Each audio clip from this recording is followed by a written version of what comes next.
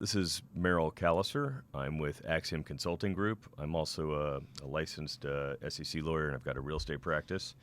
And we're here talking to a friend and client of mine, Eric Mattingly, who we have very similar paths except for the MMA. I did wrestle in high school. I want you to know, I wrestled in high school for about a year. Karate, karate was more kind of formed to teach military people because it's easy to be taught to the masses. However, actually to be skilled at it takes quite a long period of time. Right. Some of the more progressive stuff that is being used today is you see schools out there called Krav Maga. Krav Maga is really a self-defense art, but it came from an Israeli combat system that's taught to the Israeli military called Haganah.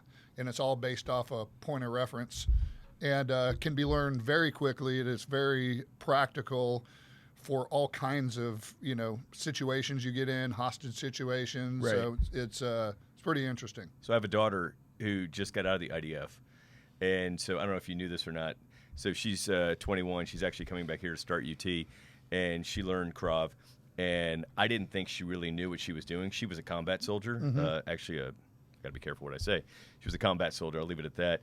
She came in one break about a year ago, and my brother-in-law, who's much younger, about 14 years younger, was just kind of messing around saying, "You don't really know it, do you?" She had him on his back in about a second and a half. Yeah. It was pretty funny. And he's like, "Please don't hurt me. Please don't hurt me." And my daughter is like 5'5", little blonde-haired, blue-eyed girl. So very impressive. Krav Maga is based more on your kind of stand-up situations, a variety of different self-defense situations, quick response techniques. There's striking, takedowns, but it kind of stops on the ground. Your objective is to, Right. disable the person, escape, get away, take them down. But then there's not real. But a lot of Krav Maga schools teach the grappling, but grappling is not part of Krav Maga. Right. It's more of disable. But most Krav Maga schools offer grappling programs so you can actually be skilled, if you did wind up on the ground. So how long were you in the mixed martial arts?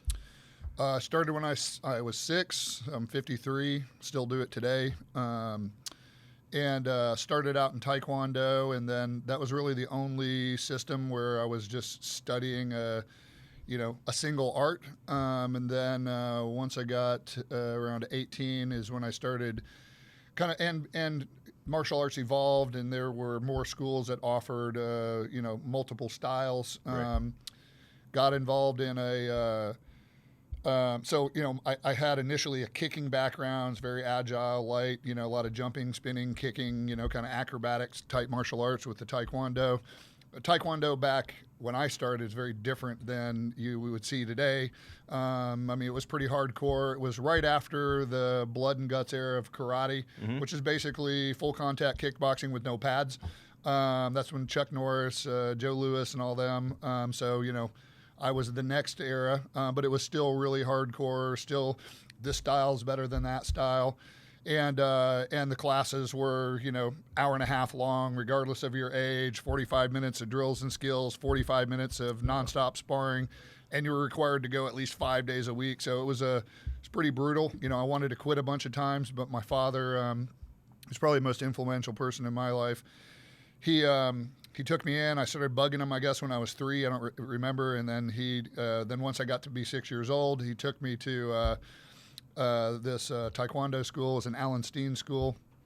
And then I watched the classes 2-3 times. And it's like, "Are you sure you want to do this? You sure you want to do this?" People are getting beat up Right. on for half the class.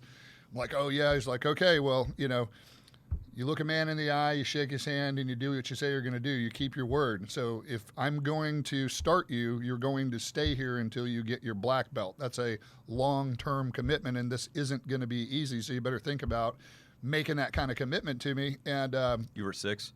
I was 6, yeah. And, of course, at 6, yeah, of course, I'll Right. make the commitment until you actually get into it. And then, I even tried the class a couple of times. So it's not like it was just a blind decision. Right. And but they're not trying to beat you up and get you kicked out. They want you to sign up. So Right. it's not like I got manhandled right off the bat. What I did after I joined, and So, from there, he signed me up. I made the commitment, shook his hand, looked him in the eye. I mean, that was like a big thing with my dad, He's like, unless it's illegal or immoral, unethical, even if it hurts, you keep your word. And Sure. And so I wanted to quit many times over that first part of my training, and just wouldn't let me quit. And I'm glad he did. And, then I wound up staying in it for the rest of my life, and then started getting into, other types of systems that taught a combination of skills. It took a little bit of judo before, I hit 18. But once I got to be 18, pretty much from that point going forward were, instructors that I learned from that had a pretty diverse background. And that started, becoming a little bit more popular. I ultimately wound up opening a mixed martial arts school. And how long ago was that? Oh, man. I was 23 or 24. That was my first real business. Sure. And was fascinated. For some reason, I lost my father when I was 15. He died of cancer.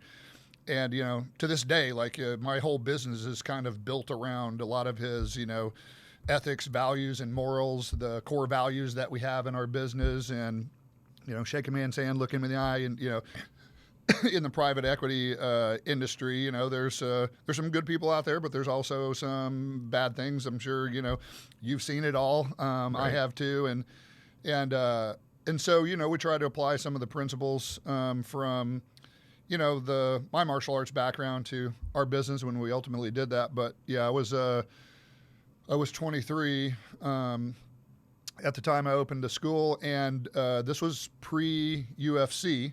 And so before the Ultimate Fighting Championship was introduced to, the public, and we had a pretty successful school, and we were teaching a variety of things. We kind of cut out some of the traditional aspects of martial arts and focused more on the practical side. But we taught, boxing, Muay Thai, some of the kicking skills from Taekwondo, what you would see in kickboxing, wrestling, judo, and jiu-jitsu.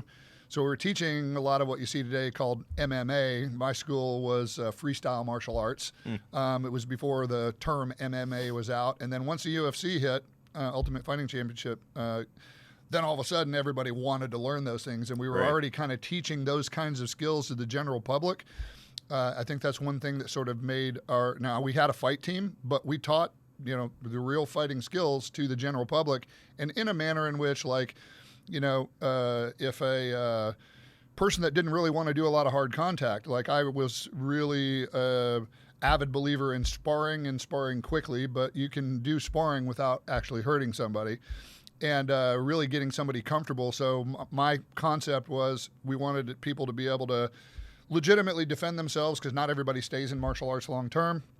And if they stayed and trained, 3-4 days a week for at least 6-month period of time, what they learned is probably going to stick with them, and be able to actually protect themselves, even long term.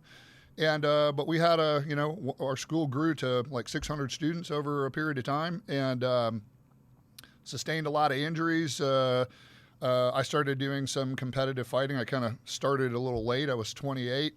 And then fought from 28 to 31, 32, and just had a lot of really serious injuries. Had 10 herniated discs, broke both ankles, both wrists, 4 ribs, concussions, nose bone broken 4 times. You can tell my nose is crooked. Just literally over 20 surgeries, a lot of back problems, and that's sort of what took me out of the martial arts.